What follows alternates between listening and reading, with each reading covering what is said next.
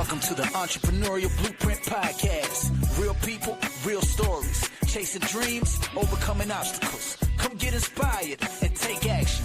I know you're ready. Let's go. Welcome back to the Entrepreneurial Blueprint. Today I have my friend and absolute killer of a real estate agent, Bridgette Andrzejewski. Bridgette, how are you? I'm good, Matt. Thank you so much for having me on your podcast. I'm really excited for today. Yeah, we're excited too. And of course, we got the Lester Morris. Matt, Bridgette. Hi, Lester. Nice to meet you. Nice to meet you. Yeah, so let's just hop right in. So Bridgette, I think I want to start back really with your athletic career, because I know for me, I played college baseball. I've talked a lot about that, and that kind of helped shape me, the growing up playing sports. And obviously you were a big soccer player. You're very successful at it. So give a little background of your athletic career and also how that sort of helped you in your business career as well. Yeah, so I am originally from Baltimore, specifically the Lutherville area. And I went to McDonough for 13 years from pre-first to graduation. And I pretty much got into soccer when I was very, very little, but just to kind of give it a very short, brief summary, I played club soccer, and then I got invited to my first U.S. youth camp when I was 12. So I was basically flying all over the country by myself, and I would have my dad walk me over to the gate because I was so young, and then I would go off on the airplane. And so pretty much when I was 12, I was pretty independent, going around the country, playing other countries, Mexico, Japan, Costa Rica. So super, super fun. And, I played all the way to the U.S. team until I was 19 years old. And then I verbally committed to the University of North Carolina my freshman or sophomore year of high school. And I went into UNC very excited. I was a 3-time All-American in high school at McDonough. I was National Player of the Year at McDonough. There's probably some other things too that I can't think of because I haven't thought about it for a while. And then I got into UNC. I was ACC Player of the Year, or ACC Freshman Player of the Year my freshman year at UNC. Went to 3 Final Fours, 2 national championships at UNC. We lost junior and senior year, 1 year in PKs. And the other year not in PKs. So it's been a whirlwind and it's been amazing. It's really cool to look back on now that I just turned 28. So now that I turned 28, looking back on being, 12 years old, going around the country to, now and how it's been affecting my business is, it's been great. Yeah, absolutely. And I think the other really cool thing is, so now you're obviously a realtor, and again, being a successful college athlete, you could have decided to get pretty much into any really profession. You could have decided to move anywhere around the country and you would have figured it out. But the really cool thing is you came home and you're really passionate about Timonium, where you grew up. You're really passionate about your family and obviously about your faith. I guess talk about why you decided to come home and what really appeals to you that staying in Timonium with your family, even though you were some big shot athlete, you still came home. You're still, you don't show off about it, but you really want to give back to that community that you grew up in. Well, thank you for that. So yeah, I absolutely love where I grew up. I was always homesick traveling since I was 12 all the way until professional soccer when I was in Texas. I have always just been a huge homebody, love to be around my family. And I have 8 nieces and nephews. We all live in Lutherville, and my one brother lives in Cockeysville.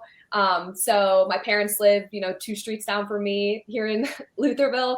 So we're just a very, very tight-knit family. And I just love the community I grew up in. And I feel like for me, after all the traveling and everything, like I said, I'm a homebody. So I knew that I always was going to be back in here in Lutherville. And even when I met my husband, I said, hey, he's from Chicago. I said, hey, if you want to move forward with dating me, I'm living in Lutherville, Timonium. So, flag there. Yeah, exactly.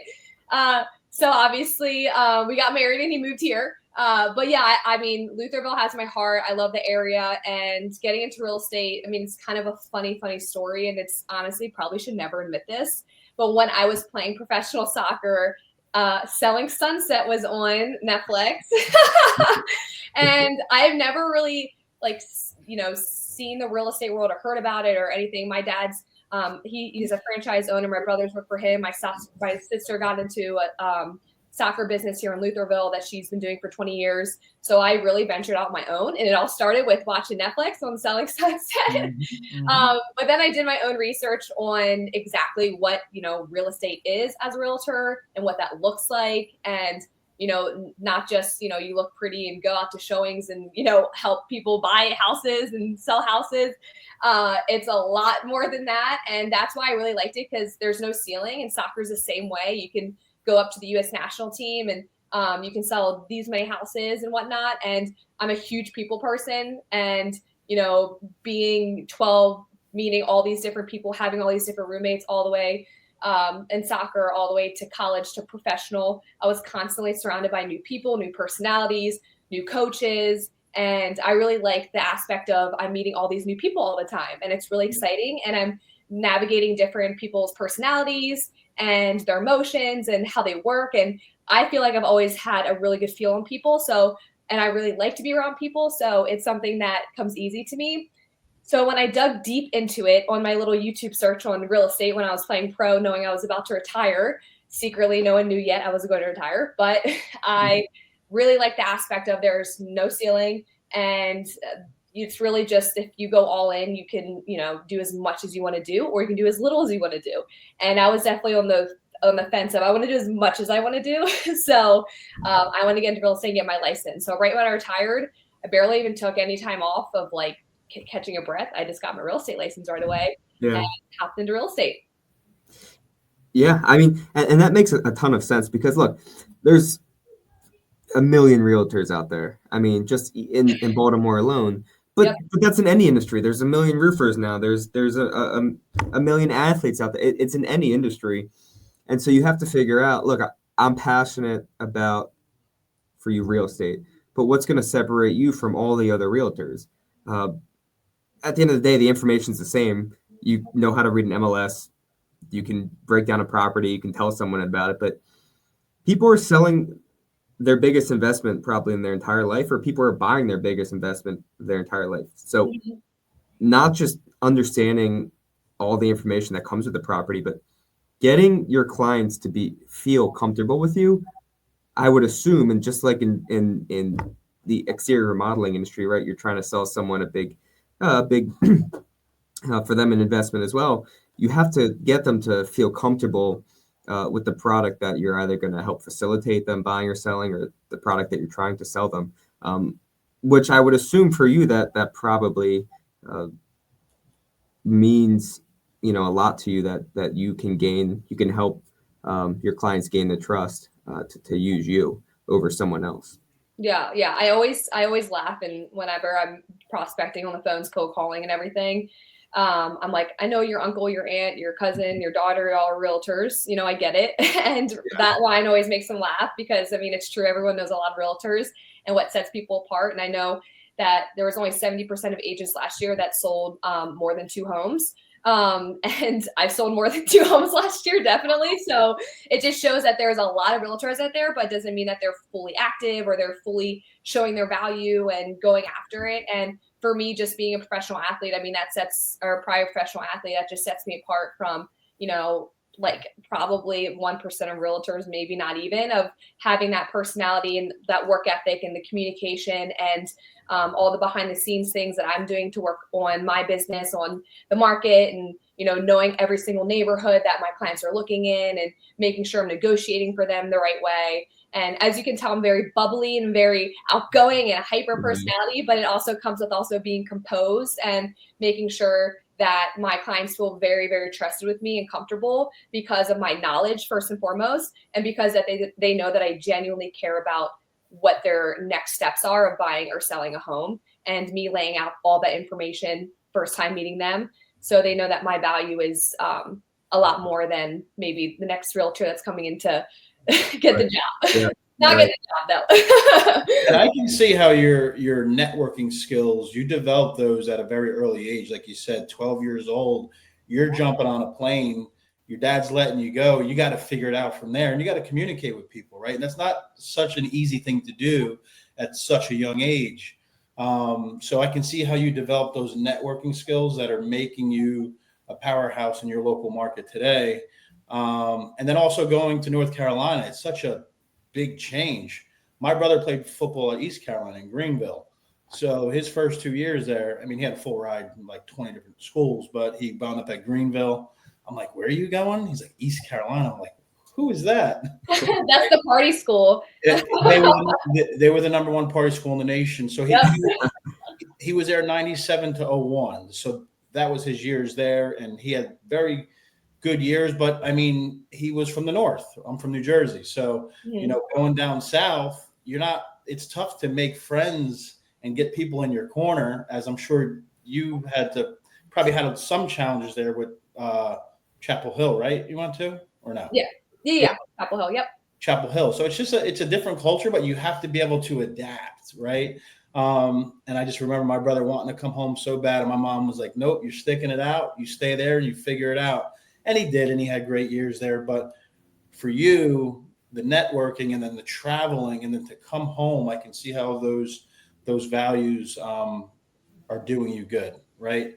Now, roofing and exteriors and the real estate industry, it goes so hand in hand because, as I'm sure happens to you a lot, I mean, is that like one of the first talking points with a homeowner that's looking to purchase, or like the roof, like what shape is the roof like? Yep, that is one of the first questions my buyers are asking. Yeah. They're like, ask the agent how old the roof is every single time. So I always like to come prepared and get those questions answered, or those questions answered. But the roof is the number one thing that they ask about. So Yeah, and I always tell people getting a roof done is like one of the worst things ever, because you have to get it done, because your roof, if your roof starts leaking, and it's going to ruin the entire exterior, or interior rather.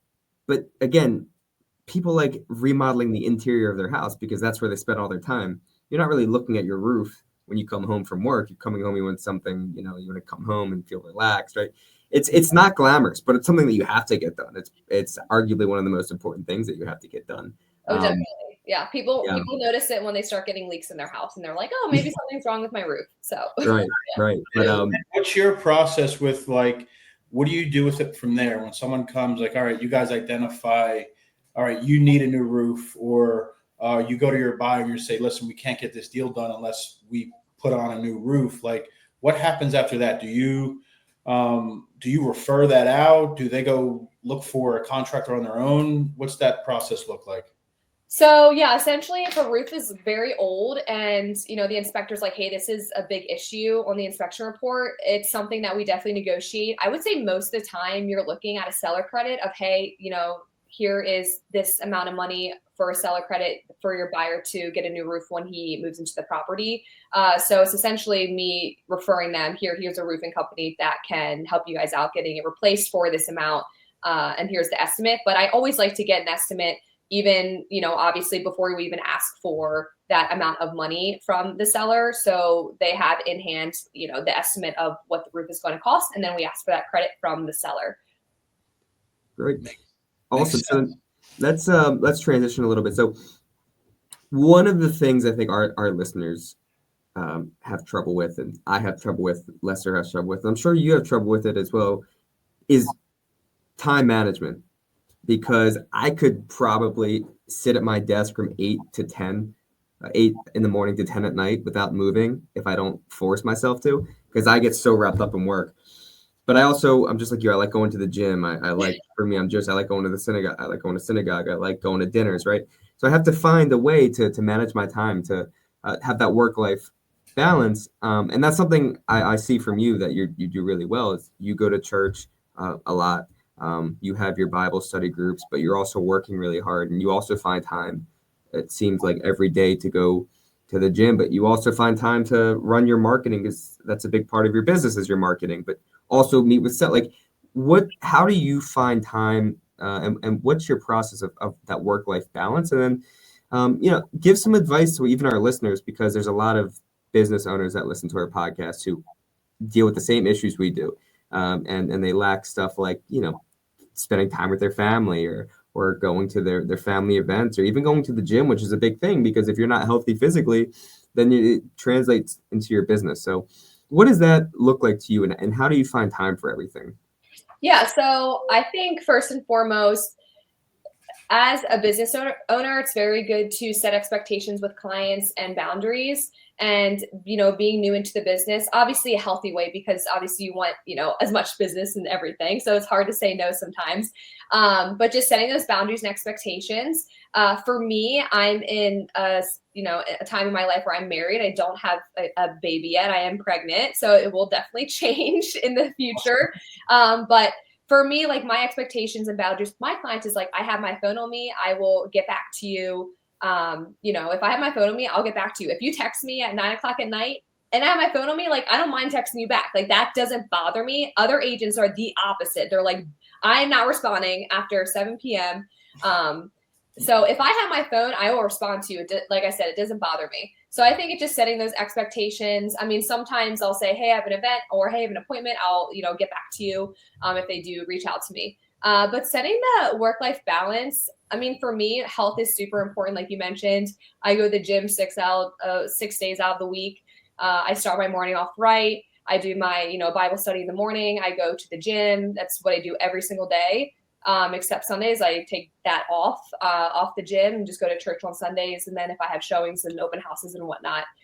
But it's basically making sure that you fill your own cup first, and then you can fill everyone else's cup. So if you have a strong morning start, then you can definitely fill everyone else's cup. So, prioritizing your health, not just, physically, but, spiritually, that, aligns with what you believe or whatnot.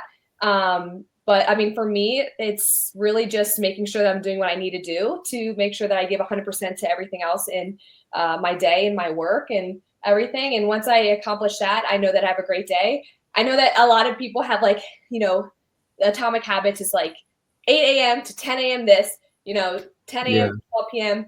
I will say that I am a little bit more loose with that. I mean, every day is so different as a realtor. I mean, you have showings in the morning, or you have showings in the afternoon, so you have to be able to adjust. And obviously, like Lester mentioned earlier, with just me adjusting to all of my situations growing up, I'm very used to that. Just being an athlete, so being okay to adjust his different plans, but also having like non-negotiables of like, hey, I'm going to hit the phones. I'm going to get these many contacts of people I'm reaching out to. I'm going to do a post on my social media. I'm going to make sure I do my weekly email, like certain checklists I have that I'm just like, these are non-negotiables I have to get done. But I don't have like a specific time where I'm like, you got to do that. It's more so just get it done during your day, and that's it.